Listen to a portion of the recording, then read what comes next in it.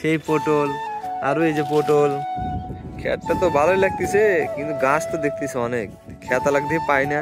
এই পাইছি ভাই, এই ভাই জাকির ভাই, আপনি জাকির ভাই না? ওই যে কি করতেছেন এত গাছ মাছ পটল খেতে, পটলও হয়েছে দেখতেছি, সেই পটল আর এই যে পটল। হ্যাঁ, সার মার কিরম দিছে, গাছ মাছ হয়েছে পটল মটল কিবা আর কো না ভাই, এই ফসলের ক্ষেত খুবই পরিশ্রমের ক্ষেত। আল্লাহ রহমতে পরিশ্রম করছি সফলতা হওয়ার আশায়।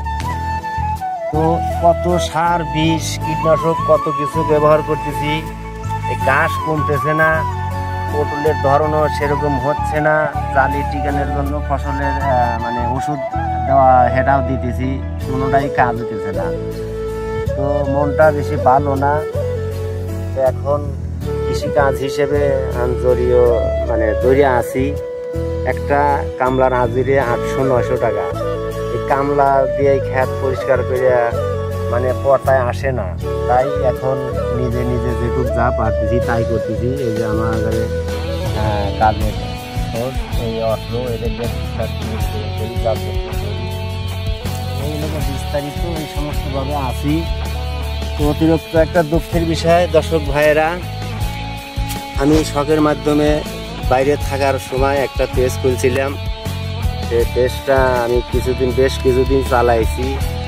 তো মূলত ওই পেজটা এখন চালানো হচ্ছে না। ওই রাষ্ট্রের নাম্বার দিয়ে পেজ খোলা হয়েছিল। তো এই ফেসবুক, টিকটক, ইউটিউব এই সমস্ত জিনিস ওই দেশে অ্যালাউ না। ওই দেশে আরবি রাষ্ট্রের নাম হচ্ছে ওমান, ওই রাষ্ট্রে এগুলো গ্রহণযোগ্য না, এগুলো পছন্দ করে না।